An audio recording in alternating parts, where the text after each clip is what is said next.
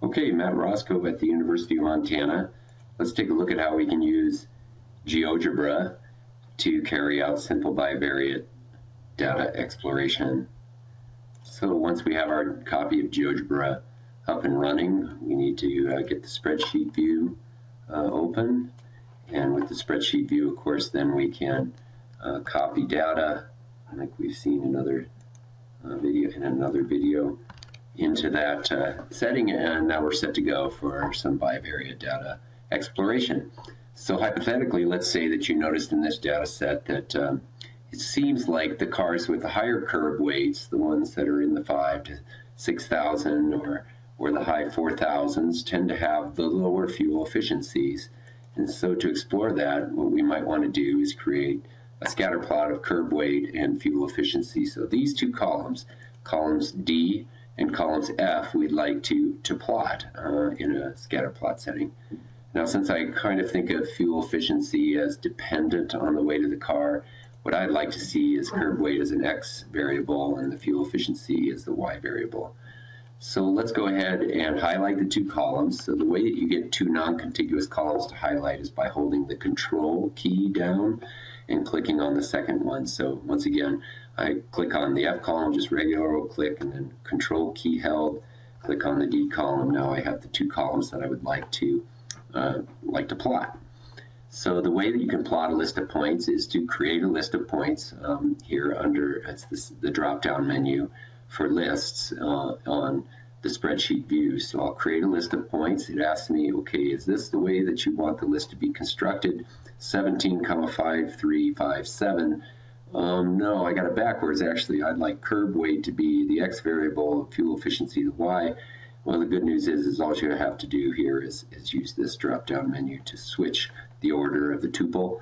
And so there we have it. I'm going to give the list a name, curb weight CW dash fuel efficiency city, and go ahead and create that list of points. You can see the algebra view immediately shows you that this list of points has been created, as well as each point individually has been created.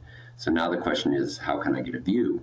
If I click on white space in the graphics view, I get a whole nother set of tools which are associated with the graphics views, things like line drawers or perpendicular drawers or polygon drawers, circle drawers, angle measurers, reflections, translations, rotations, those are all in there. Labeling tools.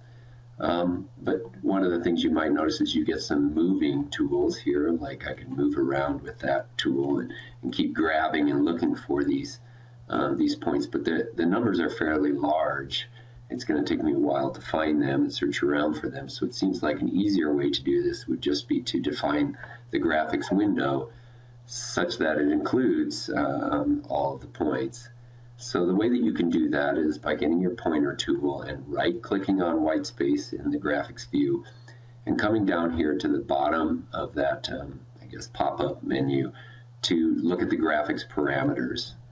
Another place you can get to this is right here under let's see, view and layout, if you want to use that way of getting.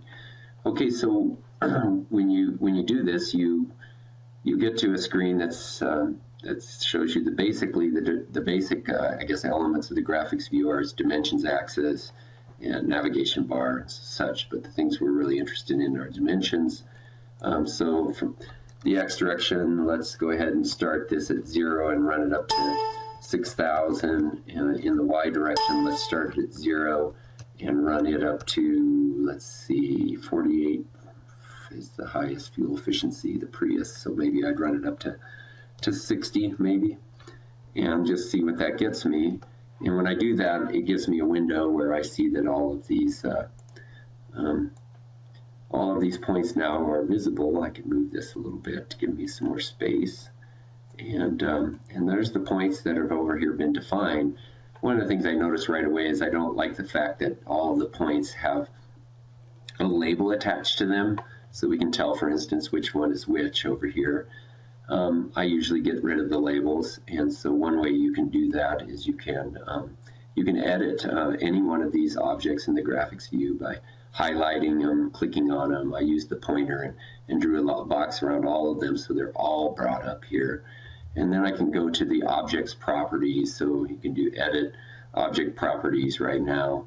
And it'll say, okay, what do you want to do with all of these points that we have highlighted? And the first thing I want to do is turn off their label. So I've turned off their label. Okay, nicely enough. But another thing that might be nice is I notice that this point and this point seem to be, I'm holding my control key down so I can get them both.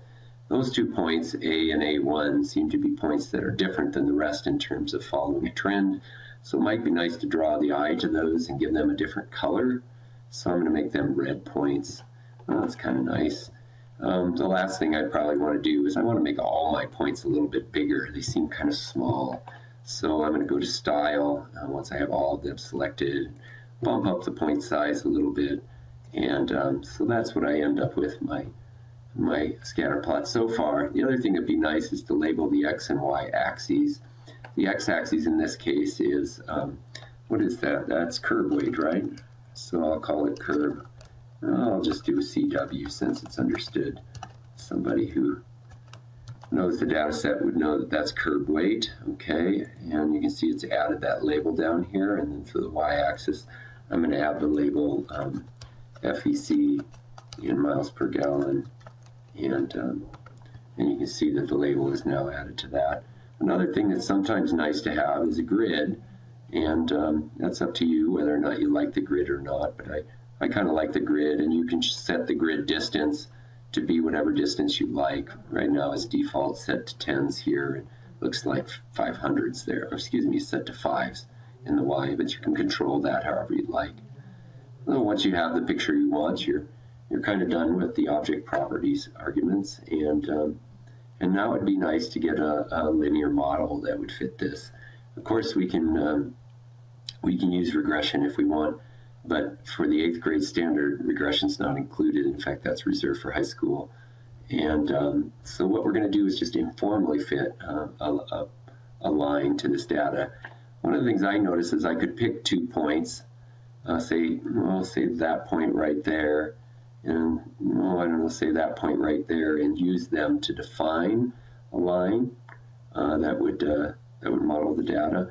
Another way you could do it is simply to pick points out here and use them to define the line that would model the data. So that's what I'm going to do. I'm going to pick 2 new independent points outside of the data set. There they are. And then just adjust them until I feel like I have the right model. I can see right now my model is a little bit high, vertically shifted a little high because there are fewer points above the model than below the model. And so it probably would make sense to adjust this down just a little bit. And it's really a matter of taste at this point, since we just want kids to informally have a sense of a line fitting data. We're going to get some different answers from different kids, but the idea is not the right answer, but more the process of thinking about how a line could be fitted to the data. And I think that's a fairly decent fit. If I was really, I guess, particular about it, I might count how many points are above and below the data set, probably excluding those 2 just because I know that those 2 are outliers and are not fitting the general trend. Somewhere in that neighborhood, I think, would be a decent line. I'll go ahead and hide this point by right-clicking and showing object, and right-clicking and showing object on both of those. So that's my line. One of the nice things about GeoGebra is it tells you the equation of that line. Here it's in form ax plus by equals c. But if you right-click and go to equation form mx plus b, you'll get this.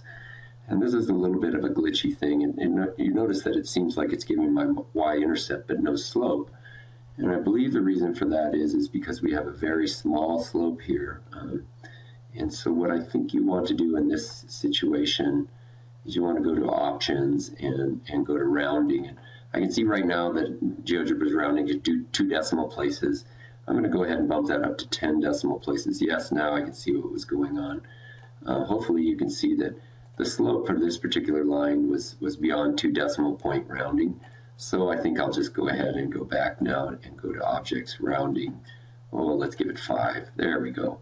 So now I can see that fuel efficiency and curve weight are indeed negatively associated, and we could go ahead and try to interpret the slope here of negative 0.007 is indicating that, I guess, for every extra pound of curb weight, when we move this direction, we drop our fuel efficiency by about 7 thousandths of a mile per gallon.